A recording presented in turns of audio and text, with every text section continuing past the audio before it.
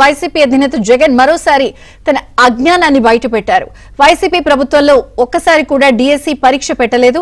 కానీ జగన్ మాత్రం తమ హయాంలో డిఎస్సి పరీక్ష పెట్టాము అంటూ చెప్పుకొచ్చారు. పైగా ఏపీపీఎస్సీనే డిఎస్సి అంటూ కొత్త పదాలను క్రియేట్ చేశారు.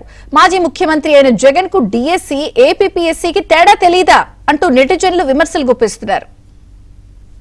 అప్పటి డిఎస్సి పరీక్షకు అంటే మా హయాంలో జరిగిన డిఎస్సి పరీక్షకు ఇప్పుడు డిఎస్సి పరీక్షకు ఇప్పుడు అదేంటే ఏపీపీఎస్సీని డిఎస్సీని కదా చాలా ఏపీపీఎస్సీ అప్పుడు ఏపీపీఎస్సీ ఇప్పుడు ఏపీపీఎస్సీకి రెండు పబ్లిక్ సర్వీస్ కమిషనే కదా పరిధిలోకి వస్తాయి కదా రెండు కూడా డిఎస్సీ అప్పటి ఏపీపీఎస్సీ పరీక్ష ఇప్పుడు డిఎస్సి మాదిరిగా పేపర్ లీకేజ్ అనేది ఇంతకుముందు నేను చెప్పిన కొన్ని అప్పటికి ఇప్పటికీ మధ్య తేడాలు చెప్పిన